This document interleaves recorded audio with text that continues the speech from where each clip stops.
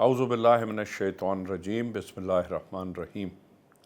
آج 17 جون 2025 Sania model town کو ہوئے 11 سال ہو گئے ہیں اور شہداء کے ورثاء ان 11 سال سے اپنے شہداء کے انصاف کے حصول کے لیے در بدر پاکستان کے عدالتی نظام میں دھکے کھا رہے ہیں۔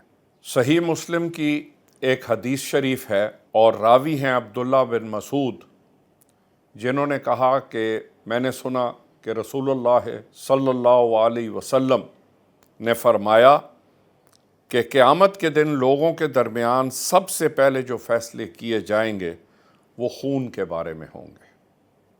یہ ان سب لوگوں کی طرف میرا اشارہ ہے جو سانیہ ماڈل ٹاؤن کے ذمہ دار تھے۔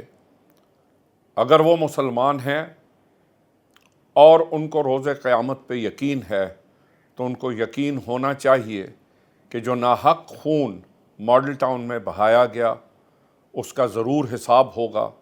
اگر یہاں اس دنیا میں نہیں ہوگا تو خداوند تعالیٰ کے ہاں روز آخرت قیامت کے دن ضرور ہوگا۔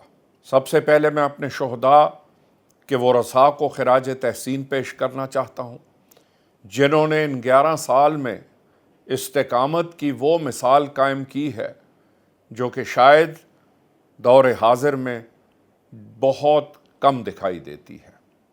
باوجود حکومت کی طرف سے پریشر کے، حکومت کی طرف سے دھونس، دھن اور دھمکیوں کے، وہ ثابت قدم رہے۔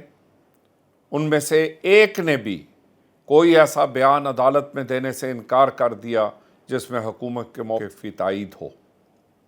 یہ بدقسمتی ہے کہ اس کے باوجود ہمارا عدالتی نظام 11 سال سے مفلوج ہوا پڑا ہے۔ ہماری 2018 میں تنزیلہ امجد شہید کی بیٹی بسمہ امجد نے ایک درخواست دائر کی تھی چیف جسٹس آف پاکستان کے سامنے۔ چیف جسٹس آف پاکستان نے عدالت عالیہ کے اندر فرمایا تھا کہ بیٹے آپ اپنی پڑھائی پہ توجہ دیں، انصاف دینا ہمارا کام ہے، انصاف ہم دیں گے۔ اس بات کو بھی 7 سال گزر گئے۔ 2019 میں سپریم کورٹ آف پاکستان نے فیصلہ کیا اور جے آئی ٹی بنائی۔ جے آئی ٹی بنانے کے بعد جے آئی ٹی نے جب اپنا کام شروع کیا تو اس کے بعد لاہور ہائی کورٹ نے اس جے آئی ٹی پہ جو کہ سپریم کورٹ نے اور حکومت پنجاب نے بنائی تھی اس کے اوپر سٹے آرڈر دے دیا۔ آج اس سٹے آرڈر کو 6 سال گزر گئے ہیں۔ 6 سال سے شہداء کے ورثاء اور تحریک منہاج القرآن انصاف کے لیے ایک ایک کے در پہ دستک دے رہی ہے۔ ریاستیں انصاف کے بل بوتے پر قائم ہوتی ہیں۔ جب انصاف نہ رہے تو ریاست کے وجود کو خطرہ ہو جاتا ہے۔ رسول پاک صلی اللہ علیہ وسلم نے ہمیشہ ریاست مدینہ میں انصاف کی بات کی، قانون کی بات کی، حتیٰ کہ ایک دفعہ انہوں نے فرمایا کہ خدا کی قسم اگر یہ جرم کی مرتکب فاطمہ بنت محمد بھی ہوتی تو میں یہی سزا سناتا۔ یہ وہ مثالیں تھیں جو ہمارے لیے قائم کی گئیں، لیکن افسوس صد افسوس یہاں پہ جو انصاف کا نظام قائم کیا گیا ہے اس میں غریب کے لیے، کمزور کے لیے اور لاچار کے لیے انصاف کے دروازے آہنی دیواروں کی طرح بند ہیں۔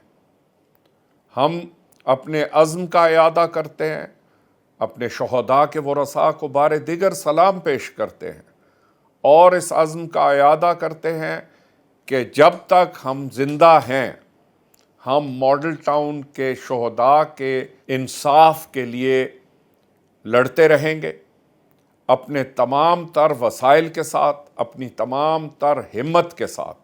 انشاءاللہ تعالی ہم اس وقت تک لڑیں گے جب تک سرخرو نہ ہو جائیں، کیونکہ یہ ہمارا فرض ہے یہ وہ لوگ ہیں جنہوں نے تحریک کی خاطر جان دی، جو نہتے تھے، اور پنجاب پولیس کے جو اہلکار تھے، جو جدید ترین ہتھیاروں سے لیس تھے، ان کی گولیوں کا نشانہ بنے۔ اس جبر و تشدد کے نتیجے میں تقریباً 100 لوگ بھی زخمی ہوئے، جن میں سے کچھ آج تک اپاہجی کی زندگی گزار رہے ہیں، لیکن وہ بھی استقامت کے پہاڑ ہیں۔